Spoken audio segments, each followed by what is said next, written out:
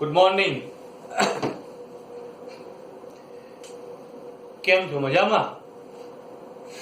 10માનું vacation ચાલતું હશે, બધા એન્જોય કરતા હશો, પણ વચ્ચે લોકડાઉન નડી ગયું એવું છે. કેટલા પ્લાનિંગ કર્યા હશે, મામાના ઘરે જઈશું, માસીના ઘરે જઈશું, ફરીશું, એન્જોય કરીશું, બધું અટકી ગયું. કઈ વાંધો નહીં, ઘણો બધો સમય છે હજી, ફરીથી ચાન્સ મળશે. હવે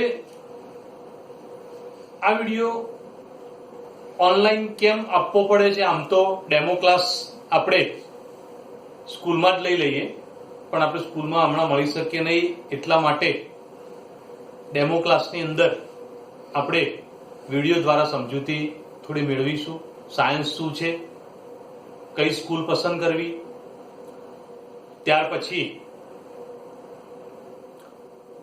ટોપિક કેટલાક સમજવાનો પણ પ્રયત્ન કરીશું અને ચર્ચા કરીશું. સૌથી પહેલી ચર્ચા સમજીએ સાયન્સ જ કેમ. બધાને એક વાત મગજમાં હશે કે સાયન્સ કેમ.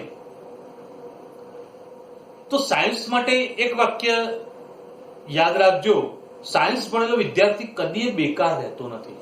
પોતાનું ભવિષ્ય પોતાના હાથે નક્કી કરે છે. ડોક્ટર બનો, એન્જિનિયર બનો, એ ફ્યુચર તમારું તમારા હાથમાં છે. મારી પાસે એવા ઘણા સ્ટુડન્ટ અભ્યાસ કરી ગયા કે જે એન્જિનિયર, ડોક્ટર થઈ ગયા. અત્યારે કેટલાક એન્જિનિયર બન્યા, વર્ષે ક્યારેક મળે તો ચર્ચા થાય, પૂછીએ તો 5-7 વર્ષ પહેલા એન્જિનિયર થયેલા સ્ટુડન્ટનો પગાર પણ અત્યારે લાખ, 1.5 લાખ સુધી છે. તો મતલબ આટલું સારું સ્કેલ મેળવવો છે, કંઈક બનવું છે, આપણું ફ્યુચર સારું બનાવવું છે, તો સૌથી બેટર રસ્તો છે સાયન્સ. સાયન્સ દ્વારા જ તમે કંઈક સારું ફ્યુચર બનાવી શકશો. તમને એમ થાય કે સાહેબ રિઝલ્ટ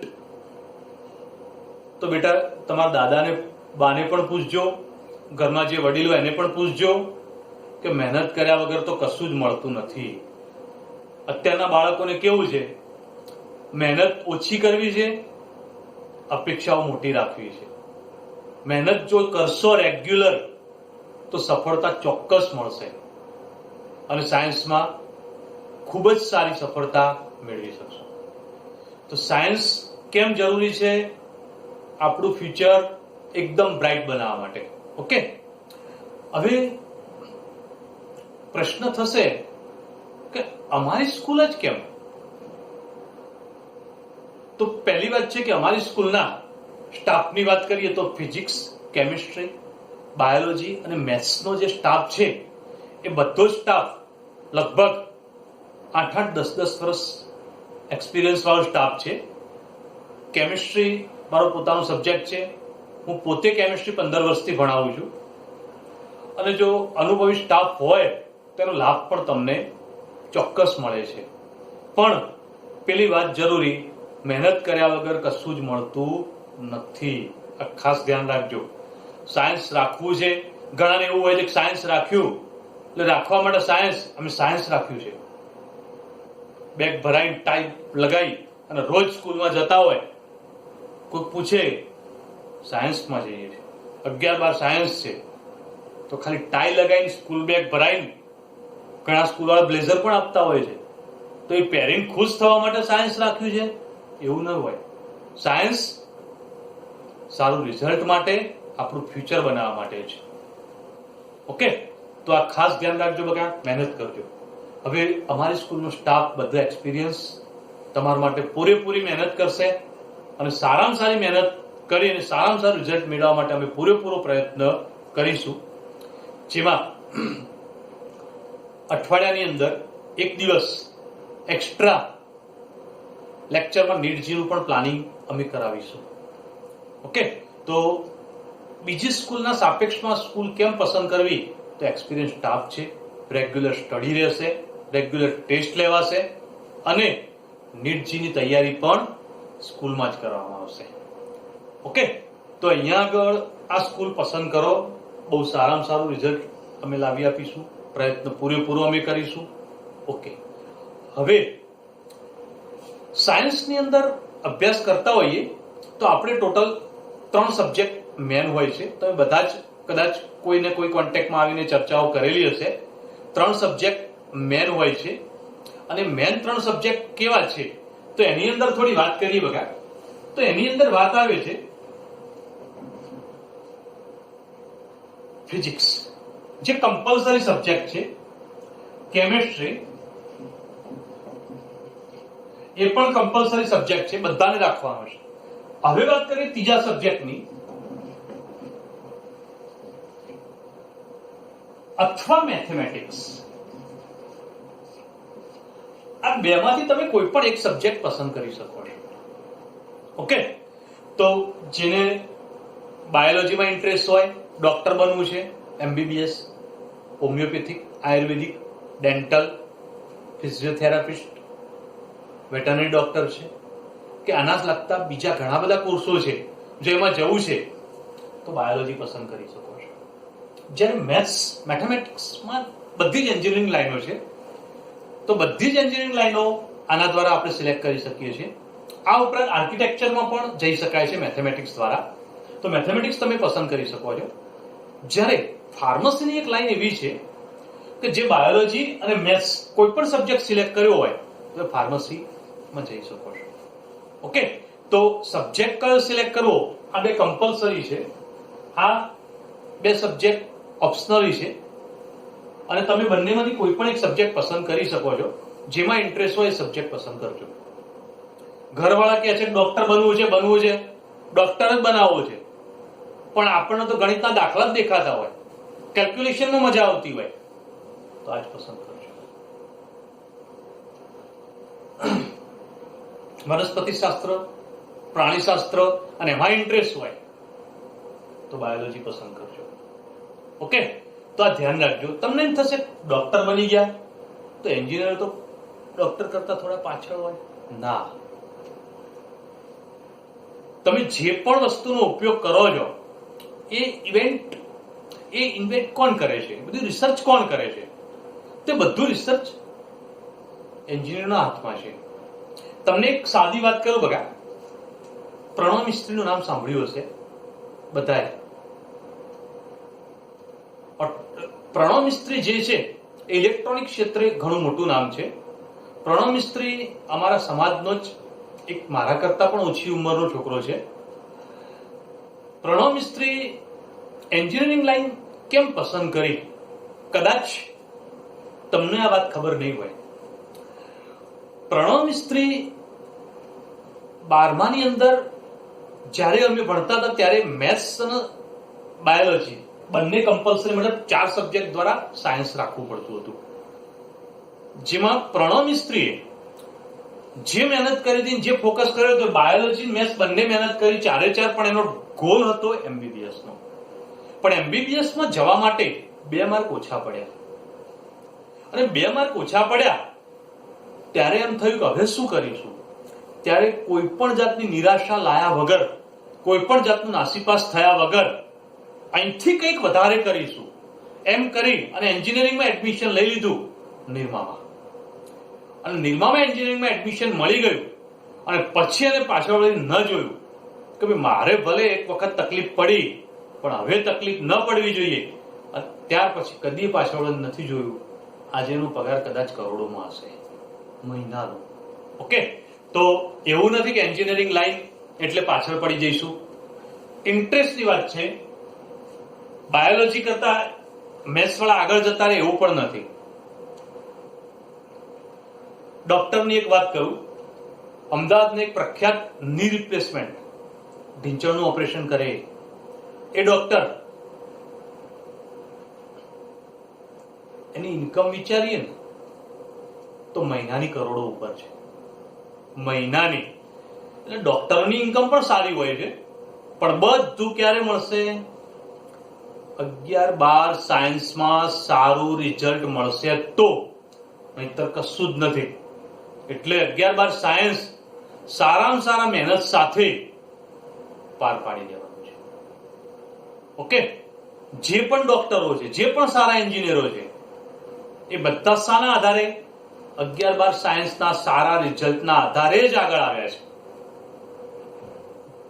ઓકે, તો 11-12 સાયન્સ ખૂબ ઇમ્પોર્ટન્ટ છે અને એના આધારે જ આપણું ફ્યુચર બનવાનું છે.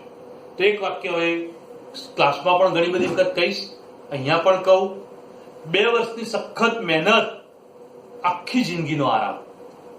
2 વર્ષની સખત મહેનત, 11-12 સખત મહેનત કરી લો, આખી લાઈફ આરામથી જશે. ઓકે, કેવી રીતે આરામથી જશે ક્લાસમાં કોઈ દિવસ ચર્ચા કરીશું. ઓકે, પણ હાલ ધ્યાન રાખો બકા. હવે મારો સબ્જેક્ટ કેમેસ્ટ્રી છે. આ વર્ષના રિઝલ્ટમાં પણ કેમેસ્ટ્રીનું રિઝલ્ટ થોડું ટફ આવ્યું. કેમેસ્ટ્રી માટે એક વાક્ય, જેની કેમેસ્ટ્રી સુધરી ગઈ, જેની લાઈફની, એની લાઈફ સુધરી જાય. તો જીવનમાં પણ એનું કેમેસ્ટ્રી જો બરોબર સેટ થઈ જાય ને તો એનું જીવન સુધરી જાય. તો સાયન્સમાં પણ જેનું કેમેસ્ટ્રી સુધરી ગયું ને એનું સાયન્સ સુધરી જાય. ઓકે, તો કેમેસ્ટ્રી સબ્જેક્ટ થોડો કંઈક ને કંઈક ટિપિકલ છે, પણ જો મહેનત કરો તો સારું રિઝલ્ટ મળે પણ છે. મારી પાસે ભણેલા સ્ટુડન્ટનું આ વખતે જ કેમેસ્ટ્રીમાં 91 માર્ક છે, તો સારું રિઝલ્ટ મળે છે બકા. એવું નથી જ મળતું, પણ મહેનત સખત કરવી પડે છે. ઓકે, મહેનતમાં પાછળ નહીં પડવાનું. હવે કેમિસ્ટ્રીની વાત કરીએ છીએ તો તમે 10મા ધોરણમાં જે ચેપ્ટરો ભણ્યા એની અંદર એસિડ બેઝના ચેપ્ટર હતા, પીએચ શોધવાની વાત હતી. યાદ આવે છે કે લોકડાઉનમાં બધું બાષ્પીભવન થઈ ગયું. ઓકે, તો એ ચેપ્ટર હતા. ધાતુઓનું ચેપ્ટર હતું, કાર્બનિક પદાર્થોની વાત હતી. તમે કંઈક ભણ્યા હોય તો, યાદ હોય તો, કાર્બનિક પદાર્થોમાં alkane, alkene, alkyne, carboxylic acid, aldehyde, ketone, alcohol. Okay, તો ધીરે ધીરે કંઈક યાદ આવે છે. તો એ બધા ટોપિક જે છે એ તમે 10મા ધોરણમાં જે ચેપ્ટર ભણ્યા એક બેઝિક ચેપ્ટર હતું. એ ચેપ્ટરને કંઈક વિશેષ રીતે આગળ ભણવું છે અને વિશેષ રીતે કંઈક આગળ ભણીશું તો આગળ ચર્ચા કરવી છે. તો શું ચર્ચા તમે 10મામાં કરી હતી એને ધ્યાનમાં રાખીને જ કંઈક ટોપિક આગળ વધારીએ. તો તમે જે ભણ્યા હતા કાર્બનિક રસાયણ વિજ્ઞાનની અંદર એની ચર્ચા જો થોડી સમજીએ તો ધ્યાનમાં લો બગા. શું સમજ્યા હતા આપણે? તો આલ્કેન શું છે, એના બંધારણો કેવા હોય છે, તો બંધારણ કેવી રીતે દર્શાવી શકાય એની બેઝિક ચર્ચાથી થોડી વાત આગળ વધારીએ. કાર્બનિક પદાર્થ શું છે પહેલા ત્યાંથી શરૂઆત કરીએ. જે સંયોજનો ના બંધારણમાં મૂળભૂત રીતે કાર્બનના હાઇડ્રોજન રહેલા હોય તે કાર્બનિક સંયોજનો છે. હવે કાર્બન ને હાઇડ્રોજન ઉપરાંત આવા સંયોજનોમાં ઓક્સિજન પણ હોય, નાઇટ્રોજન પણ હોય, હેલોજન પણ હોય, ફોસ્ફરસ પણ હોય, સલ્ફર પણ હોય, બીજી ધાતુ તત્વો પણ હોય. તો આવા પ્રકારના તત્વો અંદર જોડાયેલા હોય તો આ બધા સંયોજનો કાર્બનિક છે. પણ મૂળભૂત રીતે કાર્બન હાઇડ્રોજન છે. અને જો મૂળભૂત રીતે કાર્બન ને હાઇડ્રોજન હોય તો પ્રશ્ન થાય કે આવા સંયોજનના બંધારણ આપણે કેવી રીતે દર્શાવતા હતા? તો બંધારણ દર્શાવવા માટે એક વાક્ય હું બોલું, બરોબર યાદ રાખજો. આપણે 11-12માં પણ એને યાદ કરીશું. ઓકે, તો એ વાક્ય અહીંયા આગળ લઈએ કે કાર્બન 4 બંધ બનાવી શકે. વાત મગજમાં બેસાડો. કાર્બન કેટલા બંધ બનાવે? 4. ઓકે, તો કાર્બન જે છે હંમેશા 4 બંધ બનાવી શકે. 4 લીટીઓ દર્શાવી કાર્બનના 4 બંધ છે. હવે તમે જે 10માં ભણી ગયા એ વાત યાદ કરો તો આલ્કેન કયા હતા? Methane, ethane, propane, butane, pentane. આટલા સુધી કંઈક થોડું યાદ હશે. ઓકે, તો methane, ethane, propane, butane, pentane. કોઈ પણ આલ્કેન અથવા કોઈ પણ કાર્બનિક સંયોજન કાર્બનની સંખ્યાથી ઓળખાય છે. કોનાથી ઓળખાશે? કાર્બનની સંખ્યાથી. તો મિથેન એટલે 1 કાર્બન, ઇથેન એટલે 2 કાર્બન, પ્રોપેન એટલે 3 કાર્બન, બ્યુટેન એટલે 4 કાર્બન, પેન્ટેન એટલે 5 કાર્બન. તો આગળ વાત કરું 6 કાર્બન એટલે hexane, heptane, octane, nonane, ડેકેન. Okay, તો અહીંયા આગળ 10 કાર્બન સુધી કમ્પલસરી યાદ રાખજો. આજનું મેં જે ચર્ચા કરી એ ઘરે થોડી વિડીયો જોયા પછી રિપીટ કરવાનો ટ્રાય કરજો. હવે પ્રશ્ન થાય કે મિથેન, ઇથેન, પ્રોપેન, બ્યુટેન આ બધાના સૂત્રો કેવા હોય, બધાના બંધારણ કેવા હોય? તો 10મામાં થોડી ચર્ચા કરી ગયેલા છીએ, છતાંય સમજીએ કે ભાઈ મિથેનનું બંધારણ કેવું છે. તો મિથેન બોલે એટલે કેટલા કાર્બન? એક જ. ઓકે, તો એક કાર્બન હોય તો કાર્બન કેટલા બંધ બનાવી શકે? 4. તો હવે 4 બંધની વાત કરી. હવે એક વાત, 4 બંધ બનાવવાના છે, તેની અંદર હવે જોડાશે 4 હાઇડ્રોજન. તો અહીંયા આગળ એક હાઇડ્રોજન, આ બીજો હાઇડ્રોજન, ત્રીજો, ચોથો. 4 હાઇડ્રોજન મેં લખી દીધા. તો હવે આનું સૂત્ર શું બને? CH. એક કાર્બન, 4 હાઇડ્રોજન. સૂત્ર શું બને બગા? CH4. ઓકે, હવે મને કહો ઇથેનમાં કેટલા કાર્બન હોય? 2. જો 2 કાર્બન હોય તો વિચારો બગા કે એનું બંધારણ કેવું? તો સમજાવું કે કાર્બન હંમેશા કોઈ પણ બંધારણમાં 2 કાર્બન હોય તો કાર્બન બીજા કાર્બન સાથે બંધ બનાવે. કોણ બંધ બનાવે? કાર્બન બીજા કાર્બન સાથે. તો 2 કાર્બન એટલે પહેલા આપણે 2 કાર્બન આવી રીતે લખી જ દેવાના. બરોબર, ધ્યાન આપજો બગા. કાર્બને કાર્બન સાથે એક બંધ બનાવી દીધો. હવે આ કાર્બને બંધ બનાવવાની સંખ્યા કેટલી? 1. કાર્બન કેટલા બંધ બનાવી શકે? 4. ઓકે, તો 4 બંધ બનાવે, એક તો બની ગયો છે ઓલરેડી. કેટલા ખૂટ્યા? 3. જેટલા બંધ બનાવવાના ખૂટ્યા અથવા બાકી રહ્યા એટલા હાઇડ્રોજન મૂકી દો. તો આટલા હાઇડ્રોજન મૂકી દઈએ.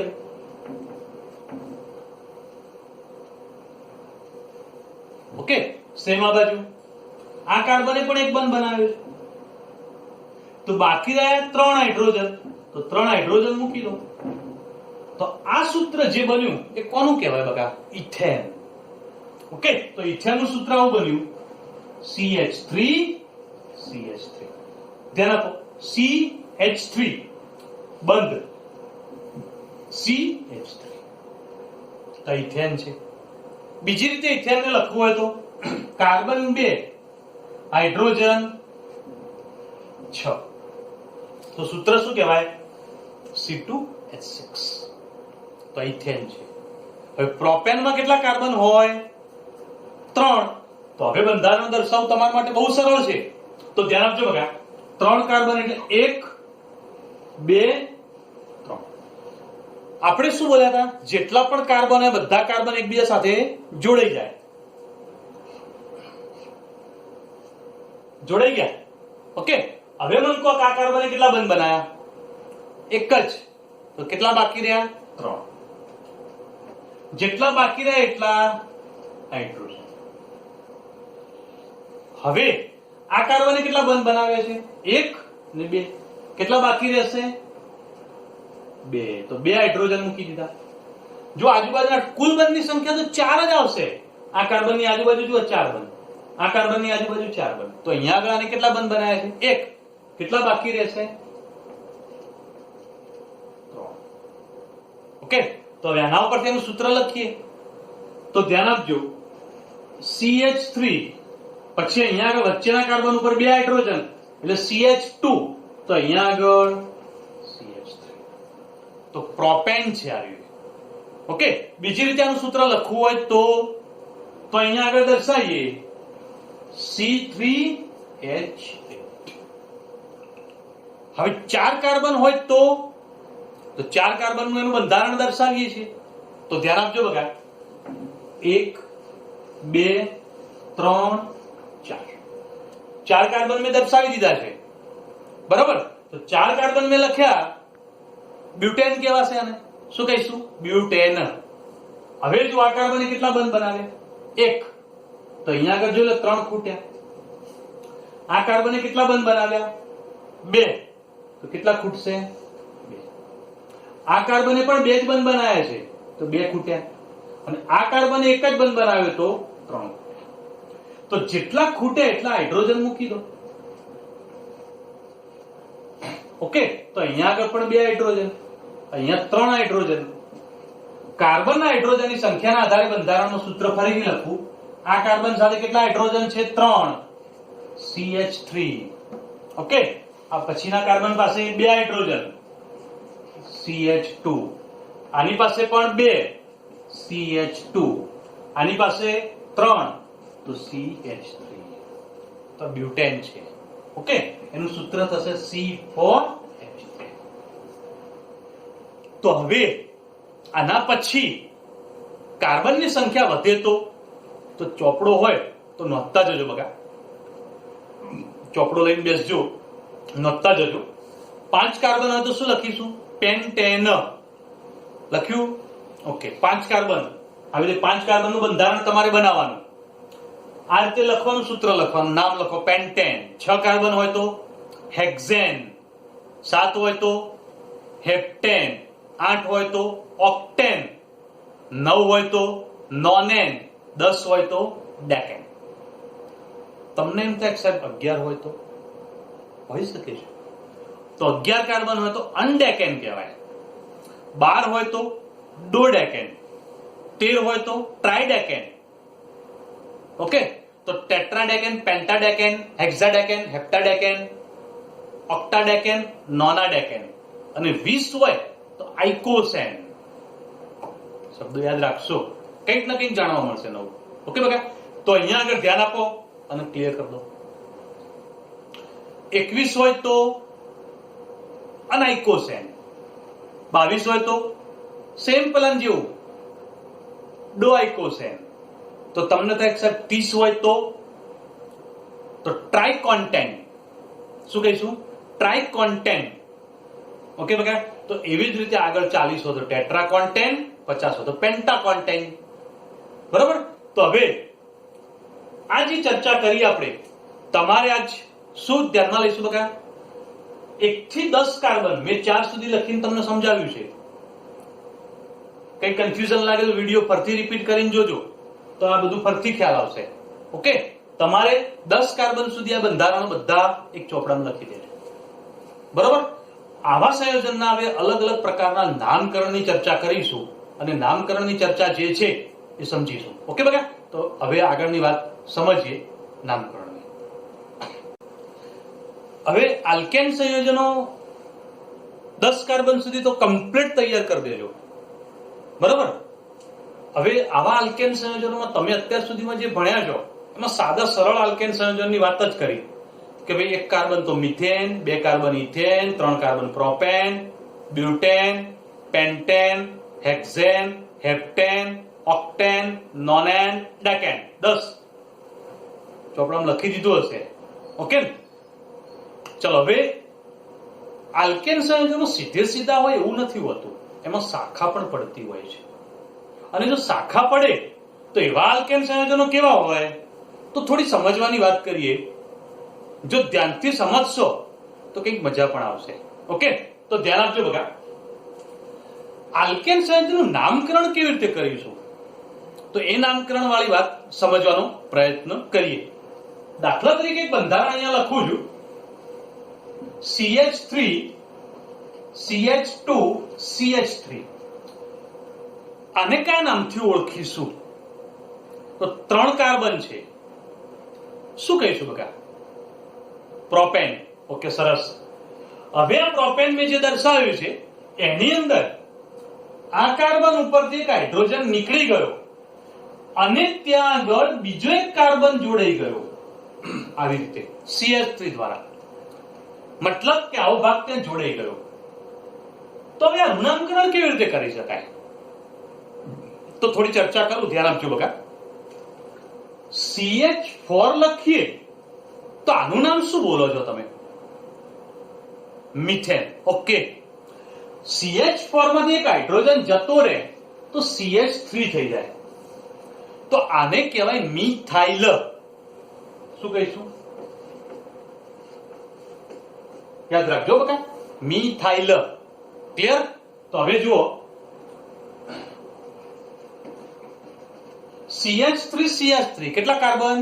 2. શું કહીશું? ઇથેન. કાર્બનની સંખ્યાથી જ ઓળખવાનું, આ ધ્યાન રાખજો. ઓકે, આને બીજી રીતે લખવું હોય તો C2H6. સેમ છે બંને. આમાંથી એક હાઇડ્રોજન કાઢી દઈએ તો CH2 CH3. જો CH3 ની જગ્યાએ CH2, ટોટલમાંથી કાઢી દો C2H5. આ બે સેમ છે, અલગ નથી, બે સેમ.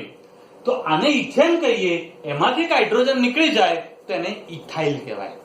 શું કહેવાય? ઇથાઇલ. તો જો પ્રોપેન હોય તો એમાંથી એક હાઇડ્રોજન નીકળે તો પ્રોપાઇલ, બ્યુટેન હોય તો બ્યુટાઇલ. ઓકે, તો ફરીથી એકવાર આ મિથેન, મિથેન માંથી એક હાઇડ્રોજન નીકળી ગયો તો મિથાઇલ, ઇથેન માંથી એક હાઇડ્રોજન નીકળે તો ઇથાઇલ, તો એટલે પ્રોપેન માંથી પ્રોપાઇલ, બ્યુટેન માંથી બ્યુટાઇલ. હવે આનું નામકરણ કરતો ધ્યાન આપજો બરાબર. આ વાત મગજમાં બેઠી? ઓકે, સરસ.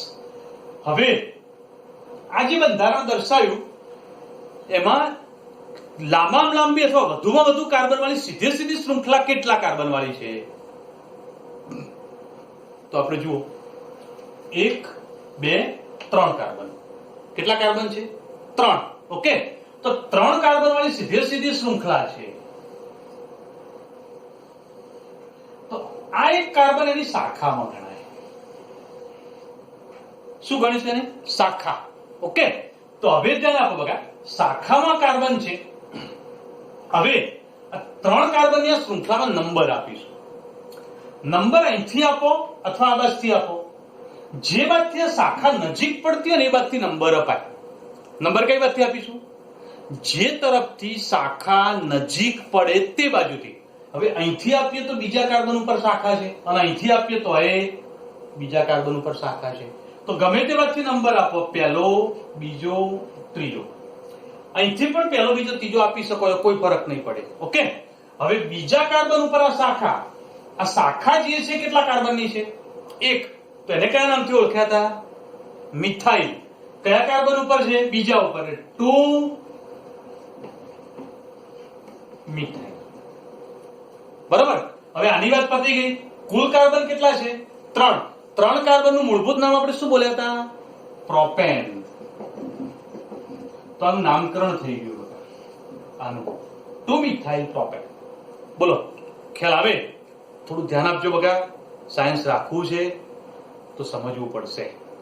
ઓકે, હવે બીજું એક ઉદાહરણ લઉં છું, ધ્યાન આપજો. CH3 CH2 CH3 ને અહીંયા CH. સૌથી પહેલા વધુમાં વધુ કાર્બનની શૃંખલા નક્કી કરી દો. વધુમાં વધુ કાર્બન, લાંબામાં લાંબી શૃંખલા 4 કાર્બનની. દેખાય છે બધાને? ઓકે, હવે એમાં આ શાખા છે. શાખા વાળો ભાગ જે તરફથી નજીક પડે એ તરફથી નંબર આપો. આ કાર્બન જે બાજુથી શાખા વાળો ભાગ નજીક પડે એ બાજુથી અહીંથી નંબર આપો તો પહેલો, બીજો, ત્રીજા ઉપર શાખા બને. અને આ બાજુથી નંબર આપીએ તો પહેલો અને બીજામાં જ શાખા બની જાય છે. નજીકનો નંબર કયો કહેવાય? આ બાજુથી. અથવા નાનો નંબર ગણો તો ચાલે. તો અહીંથી નંબર આપી શકાય ને અહીંથી. ચલો જોજો, 1 2 3 4. આ બાજુથી નંબર આપી તો 1 2 3 4. અહીંથી ત્રીજો આવે છે અને આમથી બીજો આવે છે. સાચો કયો? આ નંબર. આ ખોટું છે. તો આ લખવાની જરૂર નથી. એકવાર આઈડિયા આવી ગયો ને પછી લખવાની જરૂર નથી. ઓકે, તો હવે ધ્યાન આપો બગા. શું સમજીશું? આ બાજુથી નંબર આપ્યો, બીજા કાર્બન ઉપર આ શાખા પડી. બીજા કાર્બન ઉપર આ શાખા પડે તો 2 મિથાઇલ. ઓકે, કુલ કાર્બન કેટલા? 4. તો શું કહીશું? બ્યુટેન. તો આનું નામ શું થઈ ગયું? 2 મિથાઇલ બ્યુટેન. બહુ સરળ છે. ઓકે, ચલો એક બીજું ઉદાહરણ લઈ લઈએ. CH3 CH2 CH3 અહીંયા લાંબામાં લાંબી શૃંખલા કેટલા કાર્બનની? 1 2 3 4 5. Okay, 5 carbon. બરાબર. હવે એમાં શાખા છે. હવે નંબર આપવાનો. બંનેમાંથી કઈ બાજુ નજીક પડશે? તો અહીંથી આપો તો 1 2 કાર્બન જ ગણવાનો. કાર્બન ઉપર જ ફોકસ કરવાનો છે. 1 2 3 4. ચોથા કાર્બન ઉપર શાખા છે. ઓકે, અને આ બાજુથી નંબર આપીએ તો 1 અને 2. બીજા કાર્બન ઉપર જ શાખા આવી ગઈ. તો નંબર આ બાજુથી આપીશું 1 2 3 4 5. ઓકે, બીજા ઉપર આ શાખા બની એટલે નામ લખીશું 2 મિથાઇલ. બરોબર. 5 કાર્બન હોય તો શું કહેવાય? પેન્ટેન. તો આને લખીશું પેન્ટેન. તો આનું નામકરણ આવી રીતે થયું. બોલો બકા, આવા નામકરણ કરવાની મજા આવશે? ઓકે, તો કાલે કેટલાક નામકરણ અને નેક્સ્ટ એપિસોડમાં એવા નામકરણ જોઈશું કે આવા હું લખીશ અને વચ્ચે તમને થોડો ટાઈમ આપીશ, 1-1.5 મિનિટનો. તમે પ્રયત્ન કરજો નેક્સ્ટ વિડીયોમાં ચોપડો સાથે લઈને બેસજો, કે જેના કારણે હું તમને આવા પોઈન્ટ આપતો જઈશ, તમે નોંધતા જજો, એનો જવાબ પણ સોલ્વ કરીશું, કોનો સાચો પડે શું છે, મજા આવશે. ઓકે, તો આવા અલગ અલગ નામની અને વિશિષ્ટ નામની થોડી ચર્ચા નેક્સ્ટ એપિસોડમાં કરીશું. Okay, good day, enjoy.